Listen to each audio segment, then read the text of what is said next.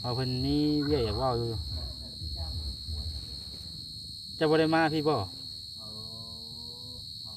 มื่ออยู่ค่ะเจ้าสิมามื้อใดข้าวเกี่ยวข้าวอยู่แล้วค่ะอ๋อข้าวเกี่ยว ข้าวไปเลย ข้าวเกี่ยวข้าวอยู่เอ่อข้าวเกี่ยวข้าวอยู่เลยว่าเดี๋ยวว่าช่วงต้องเอาเพิ่นก่อนเราสิรับสายบ่เนาะ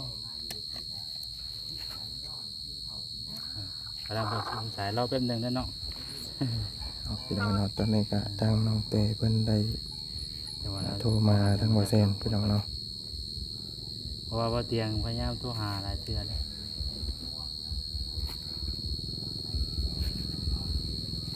เขาจะพูดเลยรับสาย เดี๋ยวเพิ่นก็ขึ้นมาเด้บ่เซน เอามันจะเด้งขึ้นมาใช่ป่ะ แม่น เป็นสองอันใช่ป่ะ แม่น โดยเรื่องของข้าว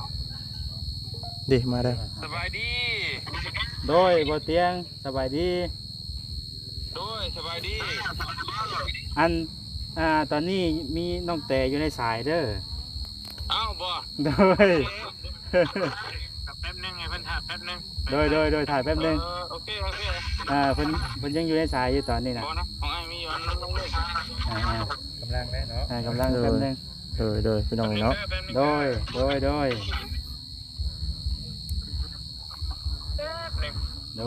ี๋ยวถ่ายมันนั่นก่อนแป๊บนึง ดี เนาะ บ่หรือว่ากับรถ ทางบ่เตียง ใส่นั่นทุกเดือนแล้วนะ อึ๊บ นั่นก็คักก่อนที่ ให้คักได้บ่เซนเด้ อีกชัดเลยเนาะ แม่น ครับ มันก็เป็นอันนี้ มาที่ว่าเอาที่จะได้มีแต่ใช้ไมค์กระสั้นก่อยดิ ไม่ก็ทางเจ้าบ่ตาขึ้นไป ได้อยู่ มาจิตพี่น้องเลย พี่น้องสบายดีบัดทุกคน เนาะสบายดี นางนำกันไปเนาะคือกันอยู่ว่าพี่เท่สูง สบายดีเด้อเนาะสบายดีเบิดสุขคนพี่น้องเนาะ แบบนี้เป็นยัง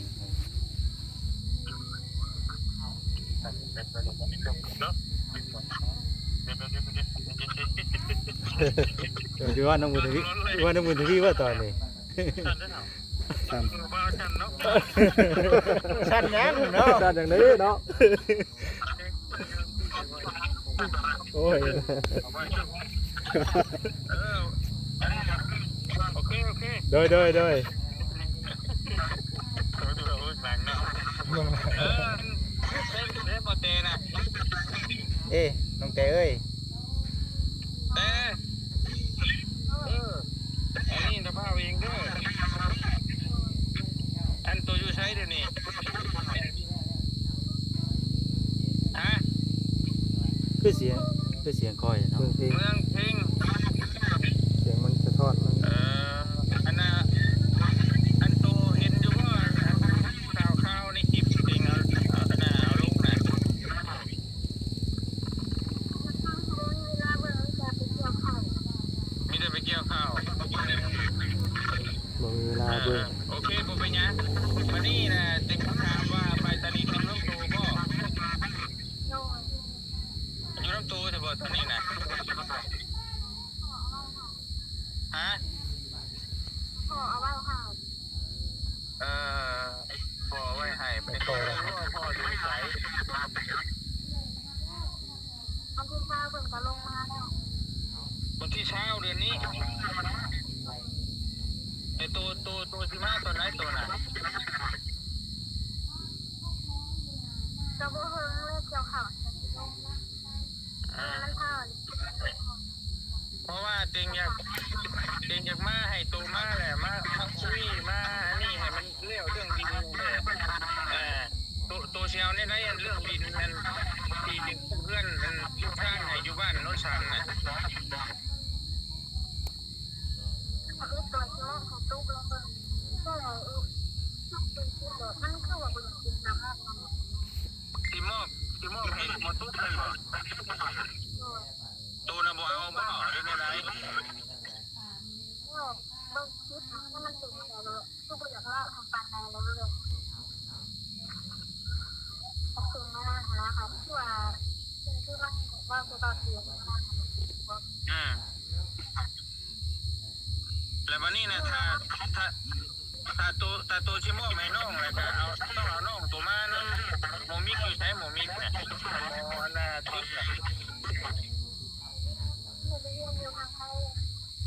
ก็ไปเรียนอยู่ฝั่งไทย เรียนอยู่ฝั่งไทย ไปไป ไปเรียนน้ำไทยนะ เนี่ยก็เข้าค่ายเนาะ ขออนุญาตเด้อเขาจะนั่งเบิ่ง นั่งตามสบายนะบ่เสร็จ เนาะ แต่วันนี้นะคือว่าจริงจังพูดว่าตัวซีโม่ให้ไผ่หรือให้น้องตัวเนี่ยแต่ว่าจุดประสงค์จุดอย่างหลังนี้หมดเปิดลำโพง เสียงมันอยากย้อนเนี่ยบ่เตียง จริงจะพูดว่าตัวโม่ให้ไผ่เนี่ยเป็นว่าให้ตัวมาแหละให้เอาน้องตัวมาแหละตัวให้น้องตัวแหละผู้ใดเนี่ยแหละเส้นให้มอบให้เบิดแหละผู้ใหญ่เพิ่นว่าถ้าตัวว่าบ่เอาแล้วก็เป็นมอบให้น้องตัวกันมอบให้เบิดทั้ง3คนน้องมิกน้องติ๊กน้องตุ๊ก ทำไมแล้วมันอะไรกัน เนี่ยนั่นแล้วเพราะว่าคือตัวหูนั่นแล้ว ที่วันศุกร์กับเดีย อะไรก็ มาอีกนะ จริงอยู่บ้านจริงมาบ้านแล้วอันน่ะพอดีจริงมาแต่ใกล้แหละผู้ใหญ่เพิ่นให้เข้าไปเบิ่งให้ที่ว่าเรื่องราวมันตึกดึกน้องอยู่หั่นแหละเพราะว่าตั้งแรกจริงกับบ่ฮู้หรอกว่าเรื่องราวมันเป็นจังไดแต่ว่าตอนนี้มันคือตัวเห็นในคลิปแหละจริงกับบ่ได้ออนไลน์ในปู่ย่าตัวก็คล้ายๆว่าเป็นผู้ใหญ่เพิ่นเห็นในคลิปว่าปู่โตกว่าเด็กกับคนไล่นี่แหละเว้าว่าน้องตุ๊กน้องนี่เนี่ยมันบ่มีสิทธิ์ว่าจะบ่มีสิทธิ์อยู่เพื่อนหลังนี้อย่างประมาณนี้แหละแต่ติงเข้าไปเบิ่งบัดนี้เข้าไปใกล้เคียเบิ่งเลยเห็นน้องตัวนั้นไปนอนอยู่ปู่พุ่นตัวก็ฮู้อยู่บ่นั่นแหละ โอ้โห แต่วันนี้นะผู้ใหญ่เพิ่นให้มาทั้งพ่อบ้านก็ว่ามันต้องให้ตัวเอาไปซื้อขายมาแล้วก็ตัวมาเซ็น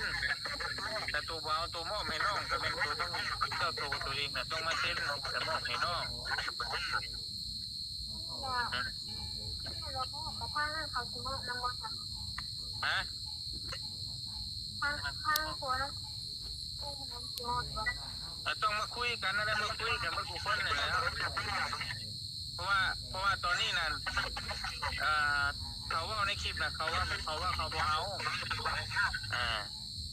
แต่ถ้าเขาบ่เอาก็ต้องสิมอบให้น้องโตแล้วให้มาคุยกันพ่อบ้านว่าถ้าโตบ่มามันก็บ่แล้วเพราะว่าในการมอบในการเฮ็ดเอกสารเนี่ยมันก็โตต้องมานะมันเป็นชื่อโตอายุในหันแหละเอกสารกับโตต้องเอามาประมาณนั้น ฟังกันเลยพี่น้อง ทำไมรู้จักมันมีทางคนบักเสียงที่นี่ ฮะ ทำไมรู้จักมันมีทางคนบักเสียงที่นี่นะนี่ ฟังร่วมติงแบบไร อยากชดอะไรแต่ว่ารู้ว่าชด ก็นั่นแหละก็บอกไปยังมันแล้วมันปัญหามันเกิดเลยกันแต่ว่าโตก็บอกจริงแน่โตก็บอกจริงจะทำเห็นเนี่ยมันเป็นอย่างก็บอกจริงเลยจะก็บอก เล่าเรื่องเลยว่าบ้านเป็น ฮะหายบ้าน คนที่ว่า หายบ้านหายเมืองเพื่อนที่ ไปเยี่ยมบ้าน มันบ่จักอายแล้วมันปิดแต่ไปนี่แหละเขาก็ต้องทำมันยังมันเกิดมันเขาต้องยอมรับความจริงนั่นแหละเขาสิอายก็บ่ได้เพราะว่าเขาสิบอกว่าอายมันต้องบ่ได้เพราะมันเป็นได้ใช่มันก็บ่จบไปที่ได้ตัวนี้ไปที่มันก็ตัวบ่อีกตัวน้องตัวบ่ผู้น้องอยู่ กับน้องนะน้องเองนี่แหละน้องตุ๊กเองนี่แหละคือแบบเป็นแบบกัน น้องตุ๊กเองที่เห็นมันเป็นแบบนี้อ้าวจางบ่อาจจะบาด เป็นไรเนาะ เป็นแบบไหน ตัวไปงานดองโมกดาคนเห็นน้องมาไปงานเต็มแต่ว่าเขาได้ยินบ่คนเห็นน้องนั่นแหละ อันตัวลองว่าจุกเจือพวกเราแบบว่าเรามันเป็นเด็กไม่ดีนะลองเราว่าดู คือของตัวนี้ น้องเป็นคนหลุดไปนั่นคนนั้นนั่นเป็น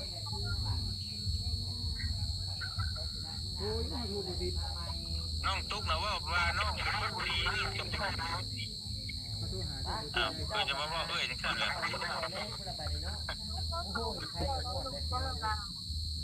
พูดตอนบริวารลงกันแล้วก็แสดงว่าไอ้น้องกันพิดกันได้พิดกันทุกน้องแต่พิดกัน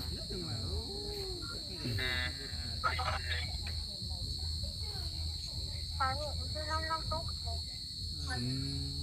ก็เราพวกนั้นว่าความกลัวเรื่องพวกนั้นกลัว ลายคลิปบ่ น้องแต่โทรมา สาเหตุที่ตัวไปนี่เนี่ยมันคักนี่ละบ่ เรื่อง เดี๋ยวคุยกันครั้งนี้แล้วครั้งนี้เรียบร้อยแล้วบ่ ลงจากเรื่องนั้นพอลงเราไปเวลาเรา มาบุกโก้ ลงจากไปบอกคนดู แล้วพี่กันจะได้เสียงสั่น โอ้น้อง คนเราต้องมาต้องมาใกล้ของกูเขา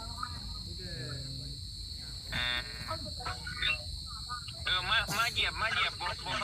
บบ่ยาเราบ้านยาตัวเพื่อนยาตัวแต่เฮาต้องมาว่าเรื่องดินนี่ว่าเรื่องดินนี่ให้มันจบตัวหญ้านี่เราบ่ต้องเอามาเกี่ยวเอาแต่ตัวก็เรื่องดินนี่นะครับหญ้าปูตัวบ่มาก็ได้นะมาคุยน่ะมีแต่ตัวก็หมอไล่2คนมาแล้วจบ ก็คือทุกอย่างเขาที่จะขายขายหามันอยากขายดินจะพัดคนละเครื่องบางเครื่องเรามีแต่ลูกเราขายจะขายดินนะเราขายจะขายกับบังคนละเครื่องของเราหรือขายขายบ่ขายหรือบ่ขายก็มาคุยกันแหละสีแหกครึ่งบ่รู้จังไดก็ให้มาคุยกันแต่ตัวมามันก็บ่แล้วนะเนาะสีแหกครึ่งบ่รู้แนวใดก็เดี๋ยวมือตัวมาเลยจริงๆผู้ใหญ่เฮ็ดประชุมสายคุยกับผู้ใหญ่พร้อมเลยเพิ่นว่าเฮ็ดแบบใดให้เอาแบบใดก็เอาแบบนั้นตามจุดประสงค์ของผู้ใหญ่เพิ่น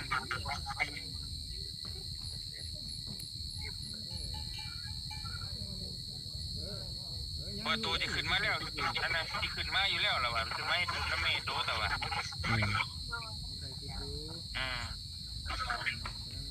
ประมาณมื้อใดตัวที่ขึ้นมาเราจังมือไหนตัวมัน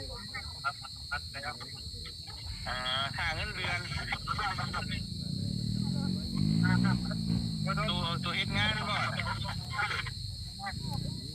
เราบอกมาออกมาเกี่ยวเขาแล้วอันไหนก็มาเกี่ยวเขาเอามาเกี่ยวเขา ตัวไปเฮ็ดเวียกยังอยู่พุ่นน่ะ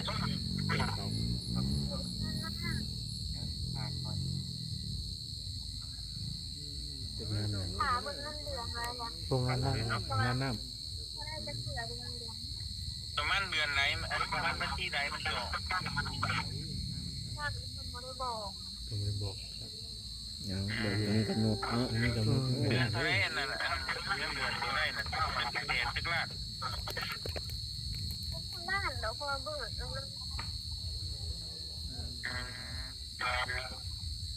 ล้วอันน่ะอยู่บ้านยังก็อยู่นครเพ็งน่ะฮะ ตอนนั้นข้าง บ้านโน้นข้าง บ้านโน้นข้าง บ้านโน้นข้าง บ้านโน้นข้างหรือว่าหน้าข้างนะ โน้น โน้น ข้าง ข้าง บ้านโน้นข้าง โอ้มันอยู่นอกมีว่าไกลว่าจากตัวเมืองน่ะรถล่างไปมาสะดวกบ่ มันจะบริการมันจะแค่ข้างจากหักมันเข่ามากจากข้างกับบ้านบะเตียงแล้วบะเตียงเข่าไปแบบนั้นเลย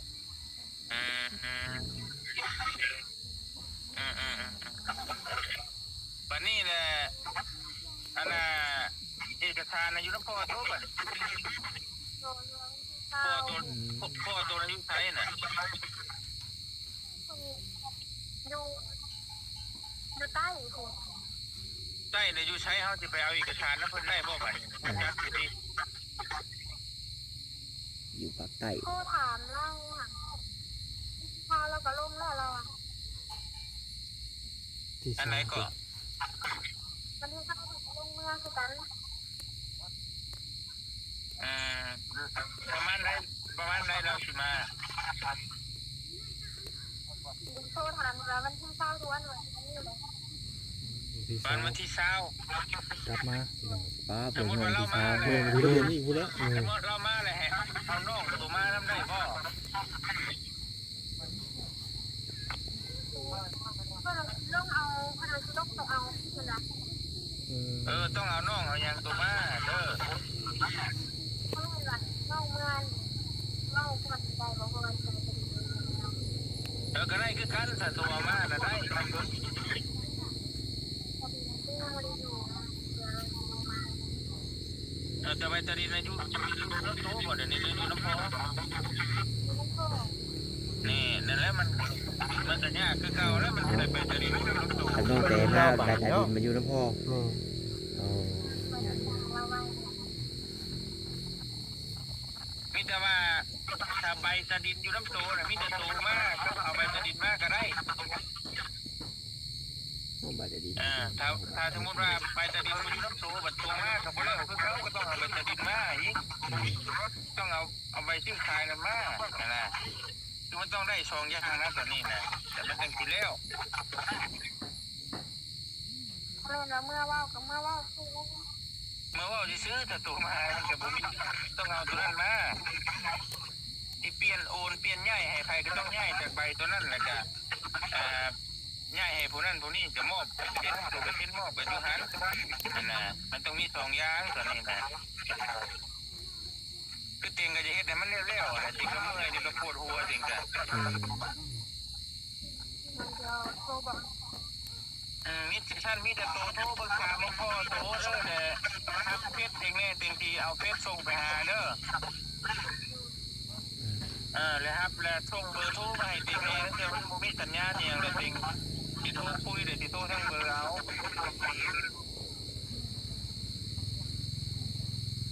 เพราะว่าอย่าให้มันเร็วมันทั่วนะมันจังน้องนุ่งตัวที่แรกอยู่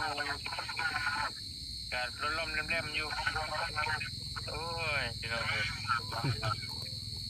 โทรมาพ่อคนตาเพียง มีแต่ครูคุยกับพ่อตัวใดๆก็โทรกลับเด้อเดี๋ยวครับเฟซติงแน่เดี๋ยวโทรมาทางเฟซอันนี้ก็ได้เดี๋ยวคุยบอกรายละเอียด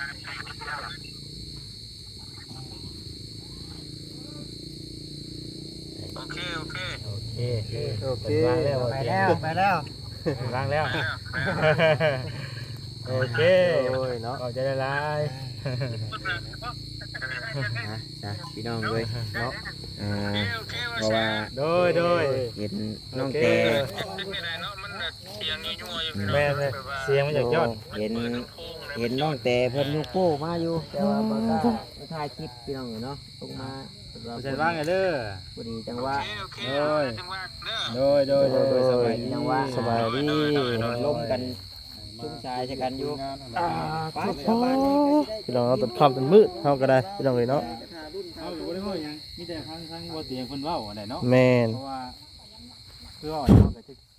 คิดว่าหลายๆแค่ถ้าเรื่องอะไรเพิ่นเว้าสินะ แม่นมันใช่มันสิวนกันเนาะ นี่เบิดพี่น้องเนาะก็แบบเดียวกันแหละว่าอยู่ไปที่แต่น้องแต่เว้ามือกัน แบบนี้เล่นบ่ ก็คือ บ่จะโทรหามันบ่ โทรแล้ว อ๋อ ใบตะดินนะอยู่น้ำพอเนาะ ดินอยู่พ่อแต่ ใบ ว่าต้อง ใบตะดินนะอยู่น้ำพ่อ ต้องไปเอาน้ำพ่อผุนมา พ่อว่าดูว่าดูใช้ก่อกินนี่แล้ว ภาคใต้ ดูคนละหมองดูคนละหมองกันอีกเนาะ เนาะบ้านนาหังบ่หรือนุ่นหัง เอาน้องแต่เราเฮ็ดงานหยังก็คือว่าบ่ได้ยินเสียงเนาะ โรงงานน้ งานน้ำบ่ ำมานี่ออกพักจากโรงงานน้ำมาเกี่ยวเขามาเกี่ยวเขาน้ำผัวคือสิแม่นประมาณนี้เนาะ เอาโอเคพี่น้องผมบ่ท่าเวลานาทีโอ้ยเอาสบายดี โดยเนาะสบายดีเนาะ ด้วยขอบใจละลายเนาะ อยู่จุกค่ำจนมืดน้ำกันเลยพี่น้องเนาะมื้อนี้ก็ได้ แบบจี้ใช่เลยนะพี่น้อง แม่เอาลงมาจะหานักน้องเพิ่นพี่น้องเนาะกันเฮ็ดทั้งเตียงหรือว่าทั้งน้องเตเนาะโทรมาหาทั้งบ่เซนพี่น้องเนาะก็เลยพี่น้องเนาะกะฮู้แล้วล่ะพี่น้องเนาะต้นปลายสาเหตุของน้องเพิ่นก็คือ ทั้งน้องเตนะให้หรือว่าเครียดเนาะเครียดทั้งน้องเตเครียดน้องตุ๊กเนาะสาเหตุต้นปลายสาเหตุก็คือน้องเตนะเครียดที่ว่างานดอกงานดองไปตอนนั้นเนาะทั้งน้องตุ๊กส่งรูปให้ทางน้องไล่นั่นแหละพี่น้องเนาะตอนนั้นก็เลยเครียดมาเลยแล้วก็มานี่ก็บ่อยากวนเนาะก็เป็นต้นปลายสาเหตุของทางน้องตุ๊กกันแหละว่าซั่นพี่น้องเนาะตัวพี่น้องเนาะก็คือเพื่อนพิษกันเนาะกับทางน้องเตกับน้องตุ๊กพี่น้องเนาะเพื่อนพิษกันอยู่แล้วเนาะบัดนี้เห็นทางผู้เป็นน้องเป็นแบบนี้เพื่อนก็เลยต้องเอาคืนมานี่นะพี่น้องเนาะบ่อยากวนคือกันหั่นล่ะพี่น้องกะฮู้แล้ววันนี้พี่น้องเนาะต้นปลายสาเหตุที่ว่าน้องเพิ่นเบี้ยนหันเบี้ยนนี่เลยเนาะกะฮู้ได้ละพี่น้องเนาะลำลาพาก่อนได้อพี่น้องเด้อเนาะสิพากันกลับก่อนบาดนี้พี่น้องเนาะคำมือตื่นตาแล้วน้ำลาพาจากไปก่อนแล้วอยู่ดีมีแห้งทุกท่านทุกคนเนาะสบายดีได้อพี่น้องเด้อเนาะสบายดี